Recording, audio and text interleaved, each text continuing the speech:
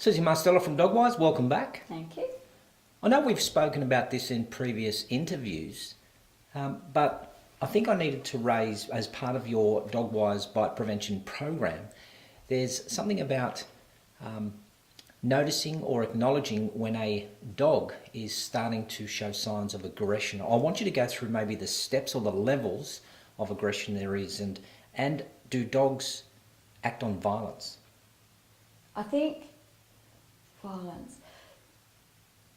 I don't know if you describe dogs necessarily as being violent. We generally use the word aggressive or hostile maybe. But much like people, we all have that potential for violence.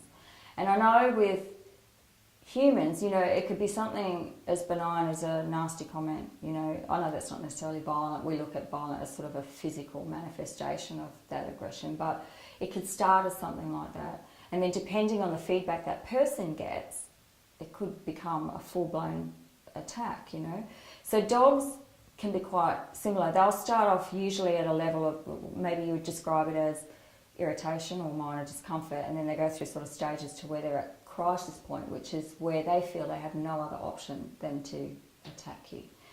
So some of the smaller signs or the lesser signs that you might look for, and you would need to look, is generally yawning, usually, but it's kind of like a big exaggerated yawn.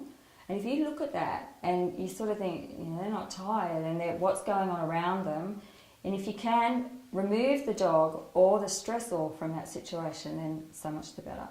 Then they might move to, let's say there's a baby toddling around or, and they're really uncomfortable. There might be a little, sort of a bit of a stare, and then there's this tiny little lip movement. They'll just start maybe licking their lips, or their lip might move up a little bit into what we would recognise as a snarl, sure.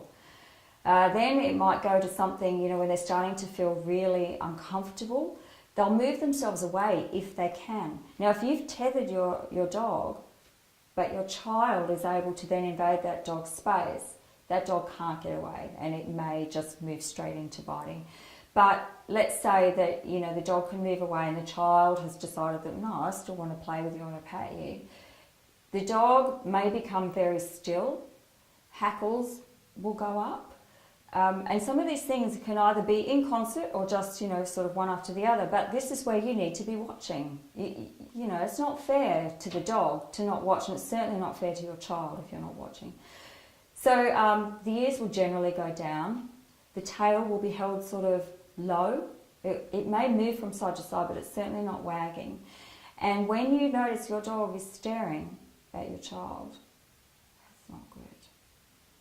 And because children don't recognise fear in animals, they'll probably stare back. Depending on the size of your dog and your toddler, they're usually at head height with each other, and that's when the bite is usually on the face. Now, more often than not, they just bite once, and then it's almost like that is the circuit breaker and it's all over. But by then, there's a lot of yelling, there's a lot of tears, there's blood, there's a lot of hysteria. And, and often the dog can then sort of go past that and things can get really out of control. So please, that, at the point that you notice that your child is interacting with your dog and your dog seems to be uncomfortable, it probably is. So it's really just observation. I did hear a trainer say just stare the dog down. No. No. Why? Oh, look, you might do it with a smaller dog, sure, and if it has a go at you, it's probably not going to cause that much damage, but there's a certain...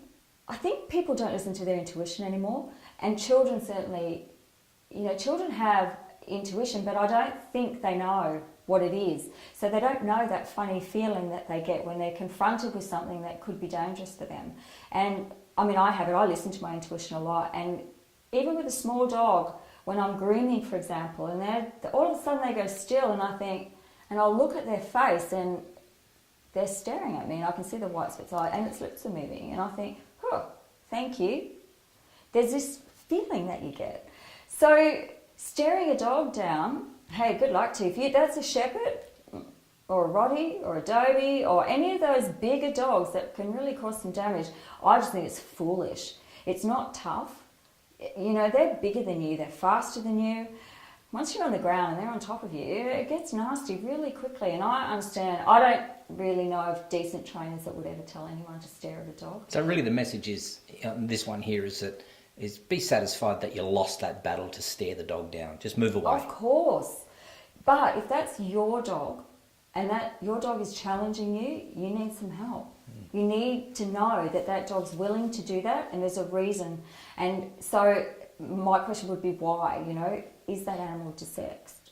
You know, is it a male dog that's not desexed? Some female dogs can be terribly aggressive. They're quite hormonal and they can be, you know, awfully aggressive. If they start to become territorial or food protective or any of those sorts of things where you've lost your discipline and your control over your dog, you need some help to get that back. I'm not saying it's irretrievable, but if your dog is staring you down, things have changed. There is a subtle shift in the balance of power there and you need to fix that and get that back and you need to fix it soon.